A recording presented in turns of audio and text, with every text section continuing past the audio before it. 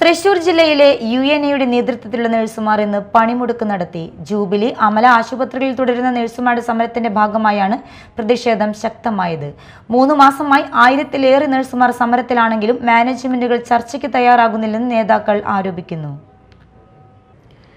തൃശൂർ ജില്ലയിലെ UNAയുടെ നേതൃത്വത്തിലുള്ള നഴ്സുമാർ പണിമുടക്ക് നടത്തി. ജൂബിലി, അമല ആശുപത്രികളിൽ തുടരുന്ന നഴ്സുമാരുടെ സമരത്തിന്റെ ഭാഗമായാണ് പ്രതിഷേധം ശക്തമായത്.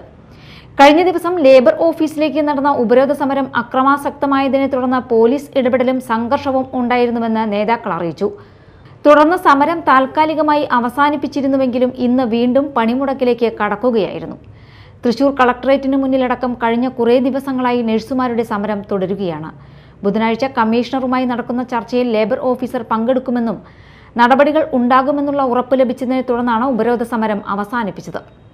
3 മാസമായി 1000-ലേറെ നഴ്സുമാർ സമരത്തിലാണെങ്കിലും മാനേജ്മെന്റുകൾ ചർച്ചയ്ക്ക് തയ്യാറാകുന്നില്ലെന്ന് നേതാക്കൾ ആരോപിക്കുന്നു. ആദ്യം ആവശ്യപ്പെട്ടിരുന്ന 40,000 രൂപ അടിസ്ഥാന ശമ്പളത്തിൽ നിന്ന് ഇപ്പോൾ മാന്യമായ ശമ്പളം എന്ന ആവശ്യത്തിലേക്ക് പോലും എത്തിയിട്ടും പ്രതികരണം ലഭിക്കുന്നില്ലെന്നും അവർ പറയുന്നു.